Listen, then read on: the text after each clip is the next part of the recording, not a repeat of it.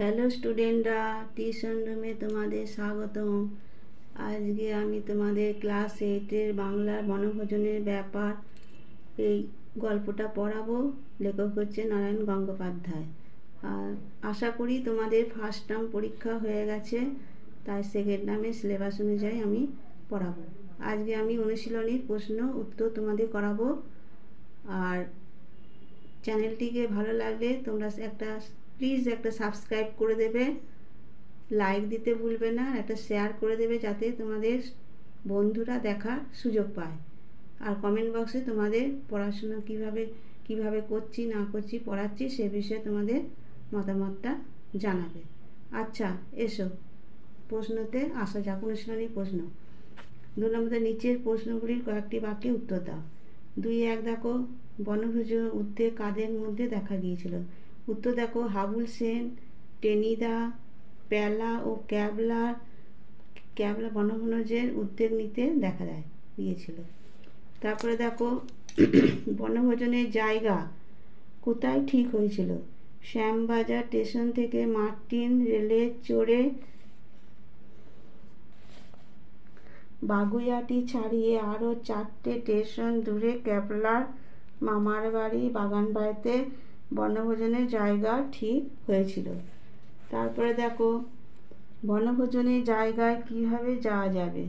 উত্তরটা দেখো, টেনিদা নেতৃত্বে হাবুল সেন, প্যালা, ক্যাবলা, শ্যামবাজার স্টেশন থেকে মার্টিন রেলে চড়ে যাত্রা শুরু করে। পি করে বাঁশি বাজিয়ে গাড়ি ছাড়ে। তারপর বাগুইআটি ছাড়িয়ে 4টে স্টেশন দূরে ও নারকেল গাছ সমৃদ্ধ পানাপুকুর বিশিষ্ট একটি বাগান বাড়িতে গিয়ে তারা পৌঁছায়। তারপরে প্রশ্ন, তোমরা ভিডিওটা প্রথম থেকে শেষ পর্যন্ত দেখবে। সব প্রশ্নই তোমাদের করে দিয়েছি, মাঝখানে ছেড়ে দেবে না। ছেড়ে দিলে ইম্পর্টেন্ট প্রশ্নগুলো মিস করে যায়। তোমাদের বইটা বার করবে, দেখবে অনুশীলনীতে সব প্রশ্নের উত্তরগুলো করে নেবে। রাজহাঁসের ডিম আনার দায়িত্ব কে নিয়েছিল?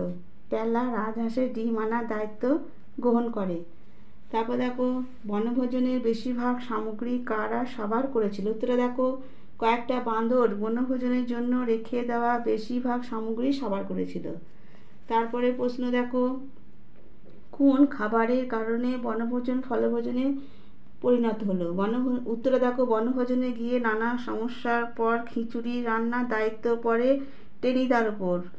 পরে সবাই ফিরে এসে দেখে টেনিদা একটা নারকেল গাছে হেলান দিয়ে ঘুমুচ্ছে, আর কয়েকটা বাঁদর চাল, গম, আলু সব পরমানন্দে ভক্ষণ করছে।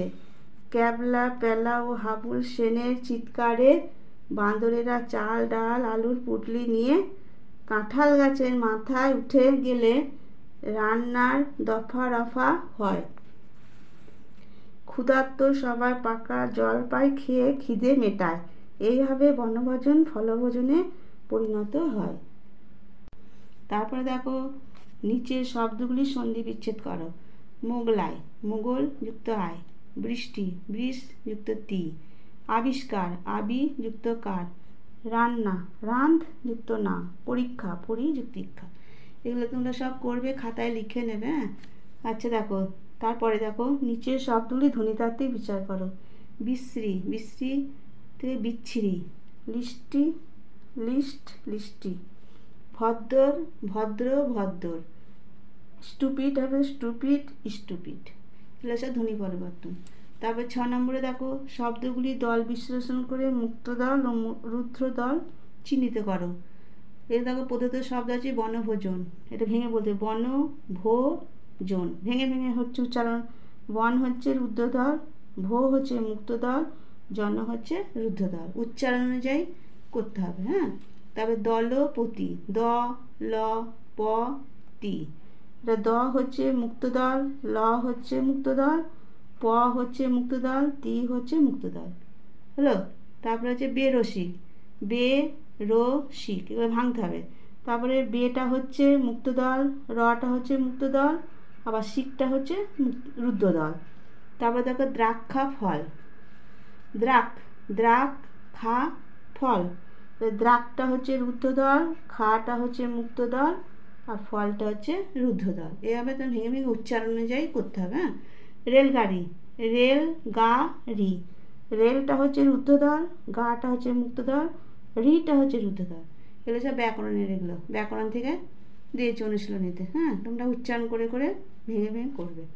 তারপরে দেখো প্রশ্ন, বনভোজনের সময় বনভোজনের প্রথম তালিকায় কি কি খাদ্যের উল্লেখ ছিল?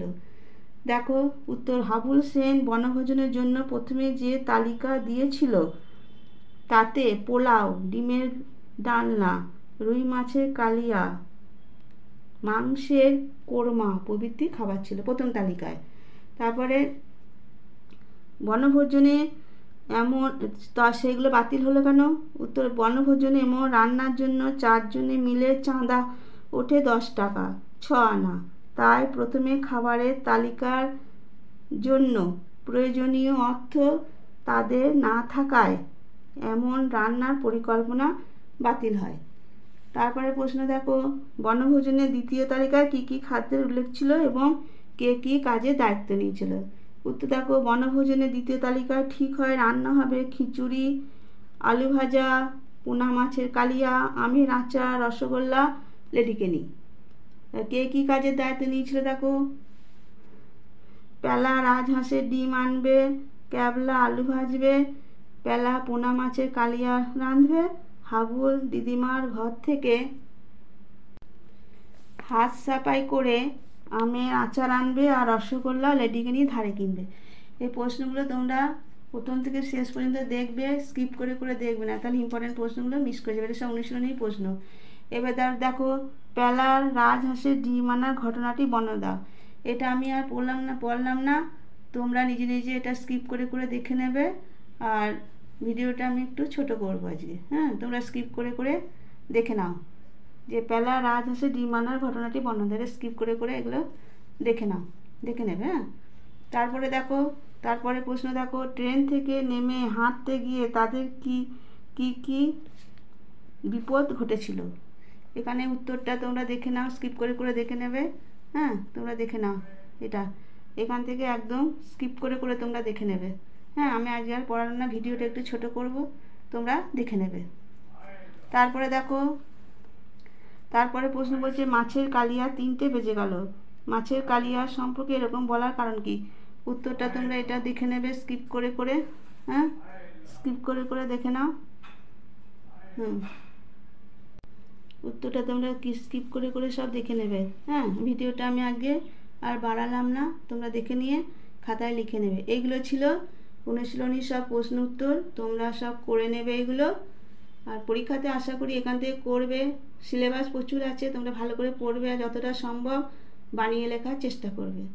আচ্ছা, ঠিক আছে, চ্যানেলটিকে ভালো লাগলে একটা সাবস্ক্রাইব করে দেবে প্লিজ, একটা সাবস্ক্রাইব করে দেবে, লাইক দিতে ভুলবে না, শেয়ার করে দেবে যাতে তোমাদের বন্ধুরা দেখার সুযোগ পায়। আর কমেন্ট বক্সে তোমাদের পড়াশোনা কেমন আমি করাতে পারছি সেটা তোমরা জানাবে, কেমন?